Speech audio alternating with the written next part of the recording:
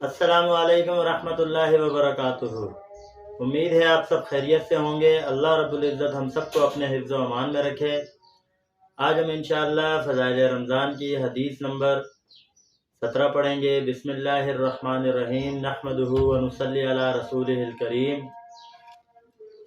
ابو سعید خدری رضی اللہ تعالیٰ عنہ کہتے ہیں کہ نبی کریم صلی اللہ علیہ وسلم نے رمضان المبارک کے پہلے عشرے میں اعتکاف فرمایا اور پھر دوسرے عشرے میں بھی، پھر ترکی خیمہ سے جس میں اعتکاف فرما رہے تھے باہر سر نکال کر ارشاد فرمایا کہ میں نے پہلے عشرے کا اعتکاف شب قدر کی تلاش اور اہتمام کی وجہ سے کیا تھا، پھر اسی کی وجہ سے دوسرے عشرے میں کیا۔ پھر مجھے کسی نے بتلانے والے یعنی فرشتے نے بتلایا کہ وہ راحت آخر عشرے میں ہے، لہذا جو لوگ میرے ساتھ اعتکاف کر رہے ہیں وہ آخر عشرے کا بھی اعتکاف کریں۔ مجھے یہ رات دکھلا دی گئی تھی پھر بھلا دی گئی۔ اس کی علامت یہ ہے کہ میں نے اپنے آپ کو اس رات کے بعد کی صبح میں کیچڑ میں سجدہ کرتے دیکھا، لہذا اب اس کو آخر عشرے کی طاق راتوں میں تلاش کرو۔ راوی کہتے ہیں کہ اس رات میں بارش ہوئی اور مسجد چھپر کی تھی، وہ ٹپکی اور میں نے اپنی آنکھوں سے نبی کریم صلی اللہ علیہ وسلم کی پیشانی مبارک پر کیچڑ کا اثر 21 کی صبح کو دیکھا۔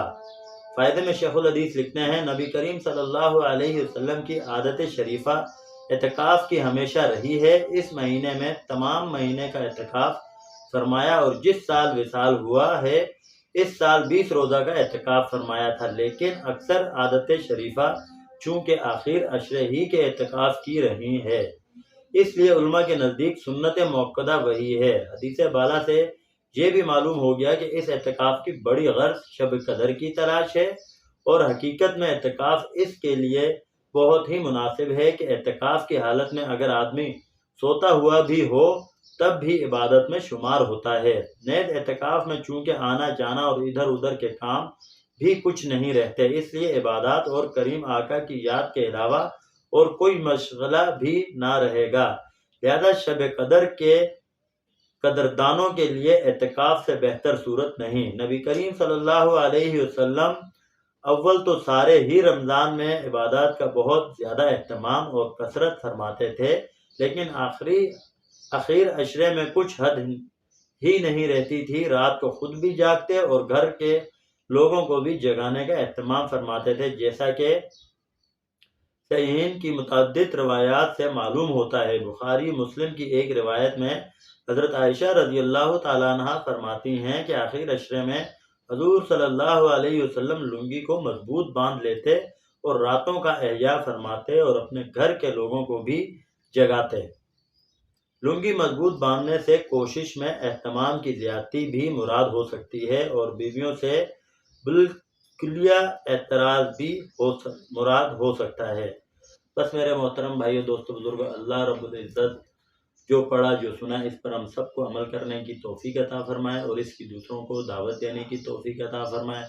الحمدللہ بہت سے خوش نصیب حضرات ہیں جو اعتکاف میں بیٹھے ہیں اللہ رب العزت کی توفیق سے، اور اعتکاف میں بیٹھنے سے دیکھیں کیا ہوتا ہے، ہم دنیاوی مشغولیات سے ہم جو ہے بالکل سائڈ پہ ہو جاتے ہیں اور اللہ رب العزت کے گھر پہ اللہ رب العزت کے مہمان بن کر جاتے ہیں اور رحمتیں برس رہی ہوتی ہیں، اعمالوں میں ہم لگے ہوئے ہوتے ہیں، قرآن مجید کی تلاوت زیادہ سے زیادہ ہو رہی ہوتی ہے، نمازوں کی پابندی پہلی صف میں جو ہے اہتمام کے ساتھ تکبیر اولیٰ کے ساتھ پابندی کی جاتی ہے، اور میرے بھائی دوستوں بزرگوں ذکر اذکار کی پابندی ہوتی ہے، دعاؤں کا اہتمام ہوتا ہے۔ جو لوگ بھی اعتکاف میں بیٹھے ہیں ان سب سے درخواست ہے کہ پوری امت مسلمہ کے لیے دعائیں کی جائیں کہ یا اللہ ہم سب کو اپنے دین کے راستے میں دیر اور دور کے لیے قبول فرمائیے، اور پوری دنیا میں جتنے بھی مسلمان کمزور ہیں، ضعیف ہیں، مظلوم ہیں، ان کے لیے دعائیں کی جائیں، یا اللہ ان کی مدد و نصرت فرما۔ اللہ رب العزت ہم سب کو اپنے دین کے لیے دیر اور دور کے لیے قبول فرمائے۔ اپنا خیال رکھیے گا، ہمیں دعاؤں میں یاد رکھیے گا۔ السلام علیکم ورحمۃ اللہ وبرکاتہ۔